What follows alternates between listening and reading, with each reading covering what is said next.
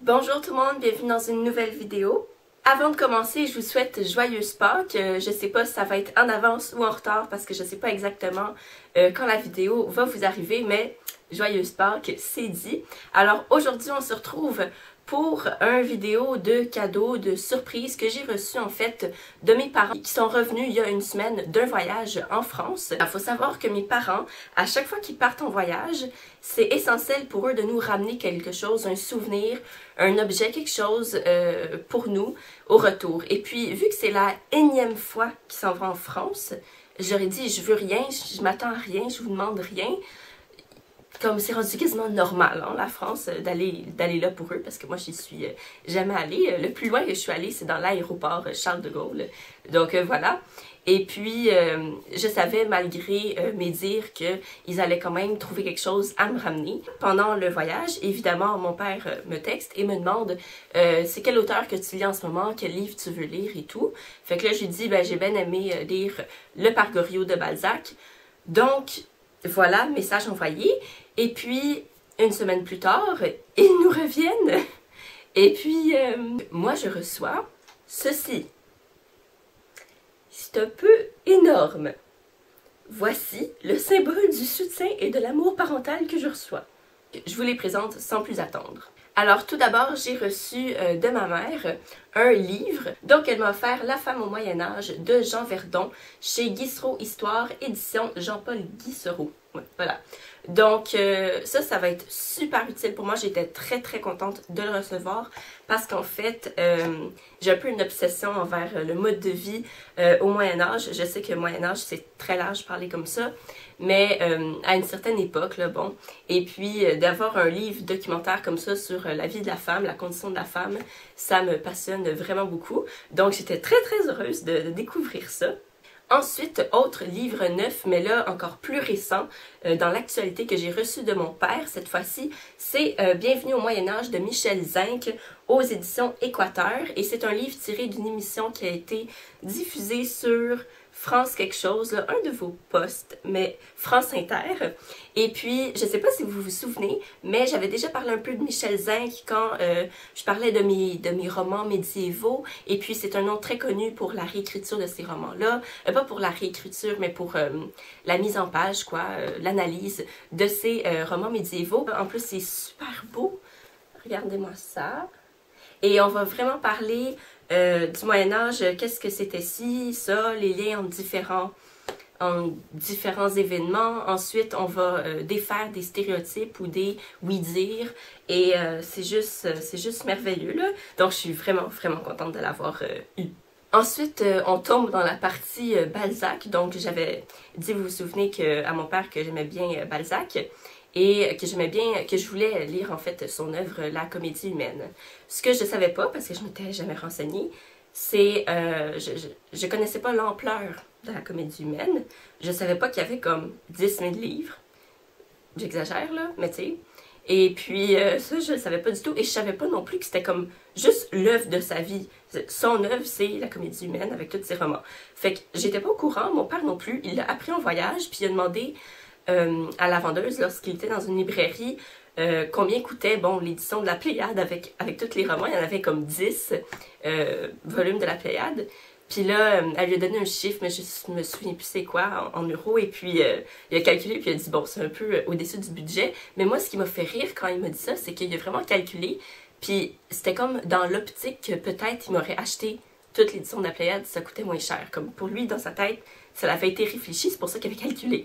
Donc, ça me fait vraiment chaud au cœur, ça me fait vraiment rire parce que c'est tellement démesuré, là. Donc, juste avant, je vous présente quelque chose par rapport avec Balzac, évidemment, il fallait que je fasse ça. Donc, j'ai reçu une carte des Châteaux de la Loire parce que c'est ça, en grande partie, qu'ils sont allés visiter parce qu'ils n'étaient jamais, en fait, sortis de Paris, ce qui est vraiment moche parce qu'il y a plein de choses belles ailleurs. Donc, ah oui, c'est ça. Pourquoi ils m'ont offert cette carte? Ben oui, il y a des cartes de la Loire, là, mais il y a aussi, et là je pourrais pas toutes vous la montrer parce qu'elle est gigantesque, j'ai la carte des rois de France, mais pas de toutes les lignées, juste des Capétiens, des Valois et des Bourbons, et puis avec toute leur généalogie, mais juste les hommes, pas les femmes. Donc, voilà à quoi ça ressemble. Je sais pas si vous allez voir, là, mais comme ça. Et puis je vais montrer ici, comme ça. Donc voilà, j'ai cette belle carte. Puis ça, c'est ma mère qui me l'a ramenée parce qu'elle a dit « Je pensais que ça te ferait plaisir si tu veux écrire des livres sur le Moyen-Âge, de savoir qui sont les rois au Moyen-Âge. » Donc, ouais, je l'ai très mal plié, mais je vais m'en occuper tantôt. Et là, vraiment, on entre dans Balzac. Donc, la première chose que j'ai trouvée, qui est la chose la moins intéressante selon moi, c'est parce que mon père avait visité la maison de Balzac, je vais dire du père Goriot. Donc, il a visité la maison de Balzac et on recevait ce pamphlet à l'entrée. Ça ressemble au petit livre, là, dans le temps où la littérature pour enfants commençait, où c'était attaché, broché comme ça. Et là, c'est juste une autre... c'est dans le fond, on a écrit ici le traité des excitants modernes de Balzac, on le reproduit ici. C'est ça qu'on donne quand on va visiter la maison de Balzac. Un truc en papier comme ça. On commence avec Splendeur et misère des courtisanes de Balzac, édition de Pierre Barbéris, chez Folio Classique. L'image est ravissante de cette femme. Et puis, j'ai vraiment hâte de lire ça. Si vous ne le savez pas déjà, c'est un des chapitres de la comédie humaine. Alors, la comédie humaine se divise comme en 11 chapitres. Et dans ces gros chapitres, il y a plein de romans. Et puis là, j'ai plein de romans là-dedans. J'ai Comment aiment les filles. C'est vraiment intéressant, là, plein de potins, là, comment les hommes pensaient que les filles aimaient. À combien l'amour revient au vieillard. Où mènent les mauvais chemins. Et puis... la dernière incarnation de Vautrin. Et ça, je capote parce que Vautrin est dans le père Goriot, il joue comme le méchant, semi-gentil et avec des intérêts sombres. Et puis là, de voir son incarnation ou avoir un lien avec un personnage que je connais, ça rend la chose familière et plus accessible, on va dire. Ah oui, j'ai reçu ça aussi. Un béret rouge. Ce que je trouve vraiment rigolo parce qu'avec le béret, non seulement le béret, mais j'ai aussi des chandails, tu sais, très touristiques, là, Paris, avec des beaux dessins. C'était des très beaux dessins, mais j'en ai reçu un qui est au lavage malheureusement, sinon c'est sûr que je l'aurais mis juste pour rire de moi-même. C'est un très beau chandail avec dessiné dessus une femme à vélo avec son béret rouge puis sa baguette sous le bras. Tu sais, vraiment stéréotype. Puis là, ma mère, elle m'a dit, j'ai acheté le chandail, comme ça match avec le béret. Genre, tu vas pouvoir le porter dans la vie courante. Mais je pense que je vais juste mettre le béret comme juste pour rire parce que, je veux dire, pourquoi pas. Sauf que je sais pas comment mettre cette chose. Hein. J'ai déjà mis quand j'ai reçu, mais là je m'en souviens comme plus. Fait que, vu que vous n'êtes pas là pour me dire verbalement comment le mettre, vous pouvez juste assister au massacre du port du béret, ben je vais le mettre puis ça sera comme ça. Donc je pense que ça a l'air de ça. Hein? Je me regarde dans mon miroir. Ouais, je vais le porter pour le reste du vidéo. Je voulais le mettre plus tôt. Pour rire plus tôt, hein, sauf que j'ai complètement oublié. Ici, un volume de la Pléiade, donc il n'a pas acheté les 12, mais il y en a un. Et puis, c'est la comédie humaine, tome 8, donc l'autre, ça devait être un tome autre, là. Et puis, c'est le tome 8, Études de mœurs, scènes de la vie de campagne, texte établi par Marcel Bouteron, la Pléiade. Donc, je vais aller regarder tout de suite pour vous quel était l'autre volume. Alors, bon, c'est une bonne chose que j'aille regarder, en fait, dans l'index où on a tous les chapitres, parce qu'en fait, pour Splendeur et misère des courtisanes, c'est pas un chapitre, c'est un sous-chapitre d'un chapitre, qui est le chapitre, ça fait beaucoup de chapitres, hein, tome 5, en fait, le chapitre 5, scène de la vie parisienne. Et puis, en sous-scène de la vie parisienne, là, on retrouve Splendeur et misère des courtisanes. Voilà, donc ça clarifie les choses. Ici, c'est le chapitre 8, oui, merci. Scène de la vie de campagne avec les paysans, le médecin de campagne, le curé du village et le lys dans la vallée. Donc, c'est super le fun parce que, en fait, on dirait que c'est une vieille édition de la Pléiade. Il était tout croche. Mais ça me va, puis c'est mou, donc ça va être vraiment plus facile à manier quand je vais vouloir me lancer dans cette lecture-là. Et puis, ça, il l'a trouvé en deuxième, parce qu'en premier, il m'a fait acheter un autre livre encore, qui est Le lys dans la vallée. Après, il a trouvé lui où on retrouve le lys dans la vallée. Donc, je vais vous la montrer. C'est une très belle édition, très vieille, très lourde, donc j'ai l'impression que c'est fait à une manière qui ne se fait plus aujourd'hui, parce que il n'y a plus de livres aussi lourds que ça, avec aussi peu de pages, on s'entend. Et puis les pages sont coupées à la fin, le petit style vieillot. Et puis on retrouve le titre ici. Fait que ça, j'aime beaucoup les lignes. transversale, ça fait vieux livre de bibliothèque. Et puis à l'intérieur, on retrouve le texte qui est écrit très très gros. Donc ça va être très lisible et c'est très encourageant aussi parce que des fois quand c'est écrit trop petit, ça fait peur. Hein? C'est tout pour les livres. Mais tout de même, ce n'est pas terminé parce que j'ai autre chose. Ah non, j'ai un autre livre, mais ça n'a pas rapport avec la littérature. J'ai reçu une généalogie des personnages de la comédie humaine, ce qui est fou parce qu'il y en a beaucoup. Ça, c'est mon père qui l'a reçu, je crois bien aussi, à la maison de Balzac. C'est immense. Ça, c'est l'enveloppe. Et puis, à l'intérieur, là, on retrouve les cartes. Mais c'est long, hein? C'est long. Donc, on a la carte des paysans, avec tous les noms. On a même jusqu'aux paysans, là. Donc, ça, c'est la carte. Et puis, ça, c'est la suite, avec les écussons des maisons. Donc, voilà simplement pour les paysans. Ensuite, on a le reste. Je vais juste vous le montrer. Hein. Ça se présente comme ça. Vous voyez les plis, ça, c'est la longueur.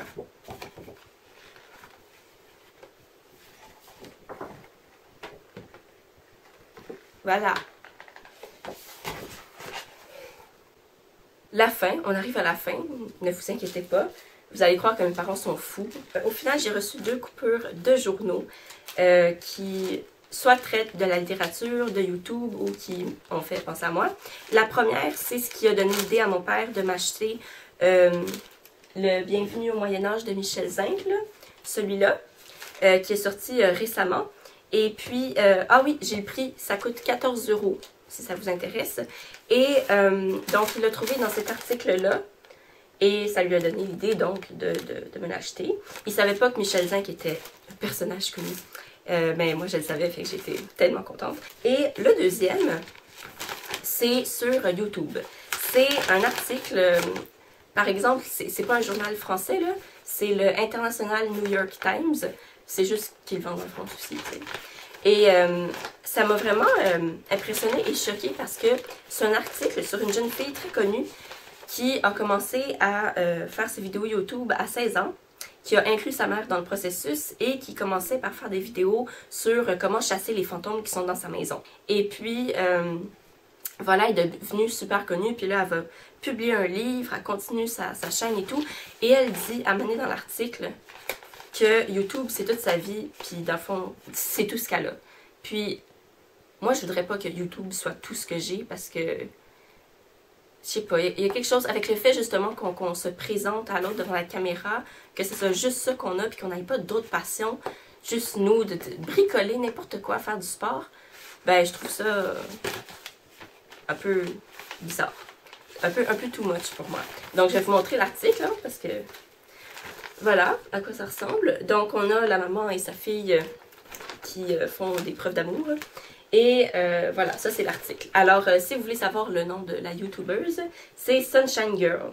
Voilà. Et sa chaîne, c'est The Hunting of Sunshine Girl. Voilà. Et puis maintenant, je pense qu'elle a mon âge. Donc, elle est assez jeune, là. Et là, on arrive à la fin, mesdames et messieurs, croyez-le ou non. Il y a une fin. Je vais vous présenter ce crayon que j'ai reçu quelques jours plus tard après le retour du voyage, mais paraît-il qu'il y avait un moment précis où il fallait qu'elle me le donne. Donc, j'ai reçu ça en même temps qu'un chocolat de Fauchon. Je ne trouvais pas le rapport, là. Donc, c'est un super crayon de Tintin parce que mes parents sont allés au château de Tintin, dont je ne me souviens plus, en fait, du vrai nom. Ça commence par G-U, tu sais, quelque chose comme ça. Donc, il y a un musée de Tintin, vous vous en douterez. Et puis, paraît-il que la famille de la vraie vie là, qui vivait là, ben, il y en a encore une qui vit à ce château-là, mais elle prend juste une tour. Elle prend pas le château au complet. Donc, voici le crayon. J'espère que vous allez bien voir.